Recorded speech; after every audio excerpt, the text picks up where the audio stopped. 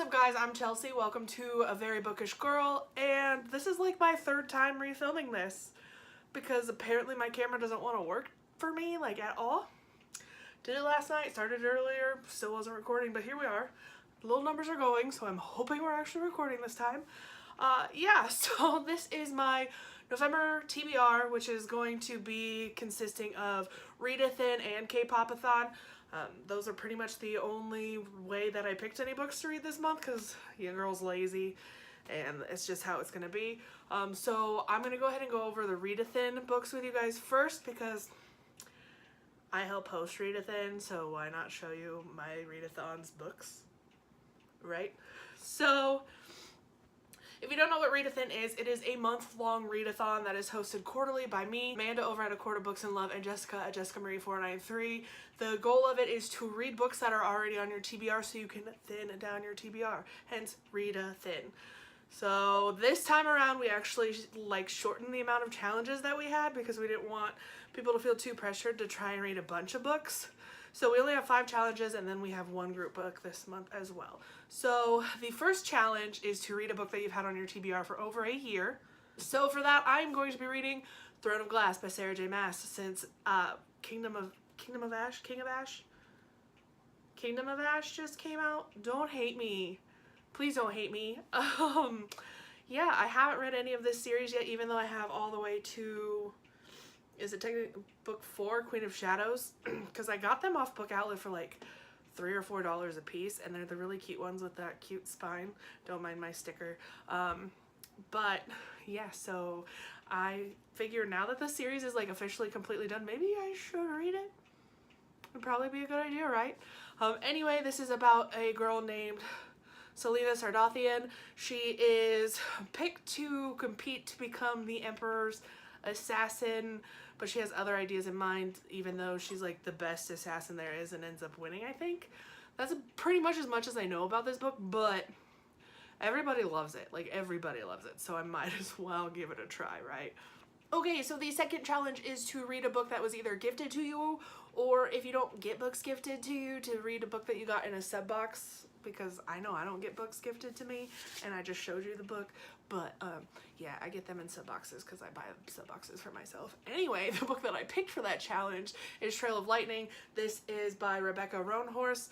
This is, I don't want to say it's post-apocalyptic, but it's kind of post-apocalyptic, kind of dystopian, based in the future, about a girl who's a monster hunter, and she finds a bunch of people have been murdered, and I guess she like decides to go hunt the monster that did it, but then it turns out that the monster's worse than she thought he was. I don't know. It's fairly short, and this is from Page Habit, so I have like the annotations from the author. So I hope it's good. I've heard good things about it from the people that I have heard have read it, so I'm kind of looking forward to it, and hopefully it'll get read this month. So the next challenge is to read a book with a cover that has a fall color on it. So that's like red, browns, orange, yellows, anything like that. So I like went to the full extreme with this book, you guys. Full extreme.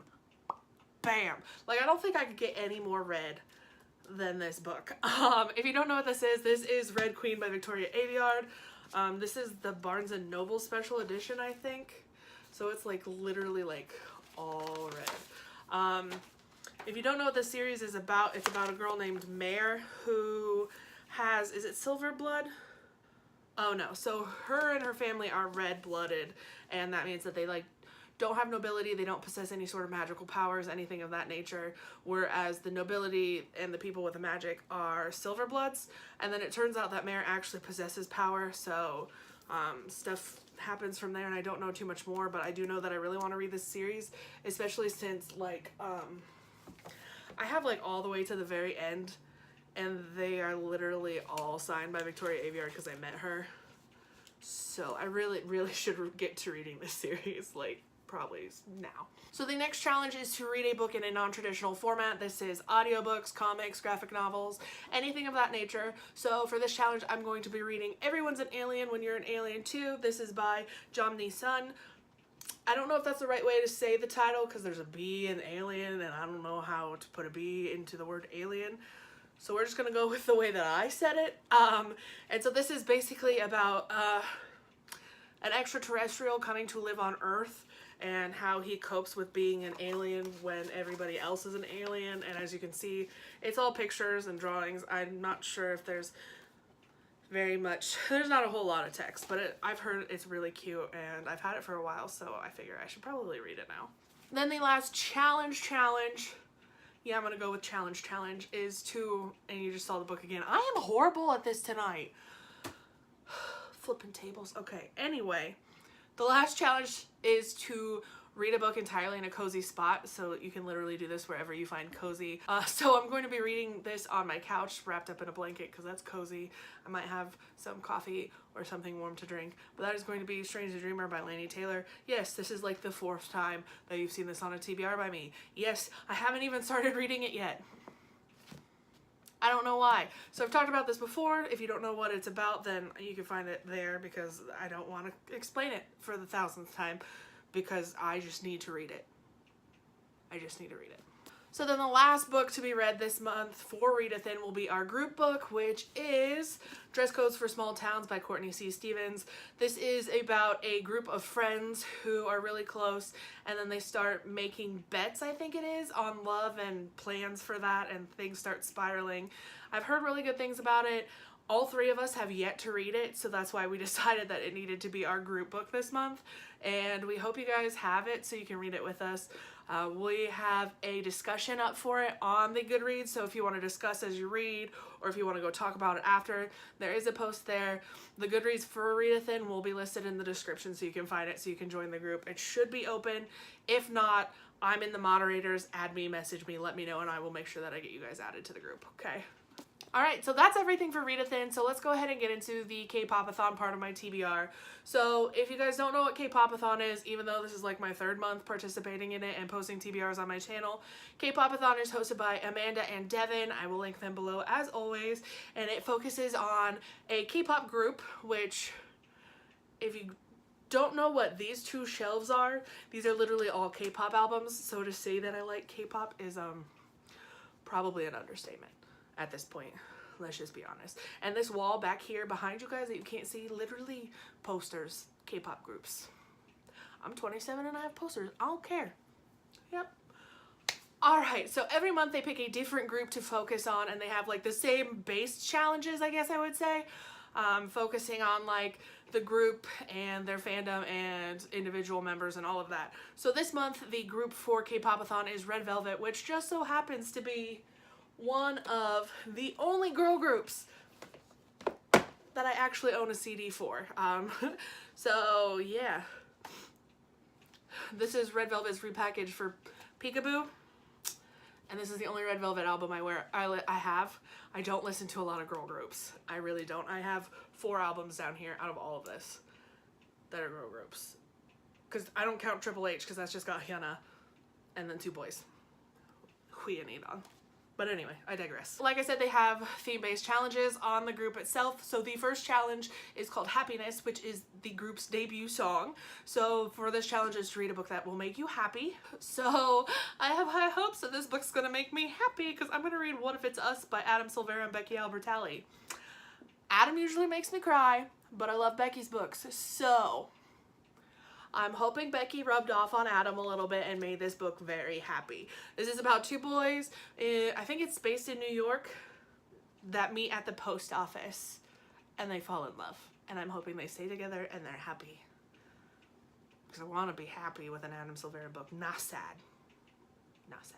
So the next challenge is called Red Flavor, which is a song by Red Velvet, and literally all I can think of when I think of Red Flavor is Mark from NCT making the sounds from the beginning of the song, and it cracks me up all the time. But anyway, the theme of like the challenge for this is to read a red book. I've already got that covered. So Red Queen is going to be my red book for this challenge. Third challenge is to read a genre that you haven't read in a while, because the company that Red Velvet is under, which is SM, which is one of the main 3 of K-pop, hadn't debuted a girl group for 5 years since FX. And so Red Velvet was the first girl group in 5 years to debut under SM when they debuted. So it's not something that they usually were they usually had. So for this challenge, I'm going to be reading the final 6. This is by Alexandra Monier. This is sci-fi, which, I mean, I read sci-fi, but I haven't read a sci-fi in a little while. Like, probably not since I've come back from my, well, no. That's a lie, because I read, like, Illuminate. But I haven't read that for, like, over a month. So this is based on a group of kids that get picked to challenge each other until there's the final 6 that are going to go and live on one of Jupiter's moons. And it kind of sounds like Nixia, kind of, and I really like Nixia, and I'm hoping that I end up really liking this book too. The next challenge is bias based. So a bias in K-pop is your, like, ultimate favorite member of the group. Then there's alt biases, which we're not going to get into. But there are 5 members in Red Velvet. I do have a bias. It's Wendy. So Wendy's challenges are to either read a book by a Canadian author or to read a blue book, because in Happiness, when they debuted, her color was blue, so that's, like, been her color since they debuted. So I'm going to read Goodbye Days by Jeff Zentner, because how have I not read this book yet? And look at all that blue. So Goodbye Days is about a boy who sends a group text to a bunch of his friends that end up dying in a car crash because of said text. And so he goes and he spends the goodbye days with their family, like grieving the friends and mourning and learning to cope with what's happened.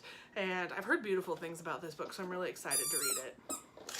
Sorry, Raz is really excited because she's got her ball out of her toy and now she's squeaking it. So then the last challenge for K-Popathon is to read a book based on the fandom name, because usually if they're an established group, they have a fandom name. If they're a newbie group, like a rookie that just debuted, they won't have one for a little bit.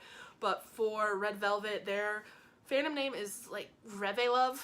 I'm not 100% positive I'm saying that correctly, because it's, like, French combined with not French. And I've never heard it spoken out loud except for when Amanda did her video, and she didn't know if she was saying it right either. So we're just gonna go with it. Readathin is like rêve comes from the French word about dreaming, and love, of course, because they love their fans. So the challenge for this is to read a book you've been dreaming of. So I'm going to read Ace of Shades by Amanda Foody, because I've had this book. I had an e-arc of this book, I don't know how many months before it came out, and then I got this in my out crate, and I haven't read it. Still, like, I started it, but I didn't get very far. So this is about a girl who, her mother goes missing, so she travels to basically Sin City, but not like Vegas, but more like Atlantic City, and she gets involved with a bunch of bad people that are gamblers and heavy into that kind of crime, and she's just trying to find her mom, and we see what happens. And I don't know, I don't remember what I heard about this book, but I was really excited for it when I got the e-arc, and then I didn't read it.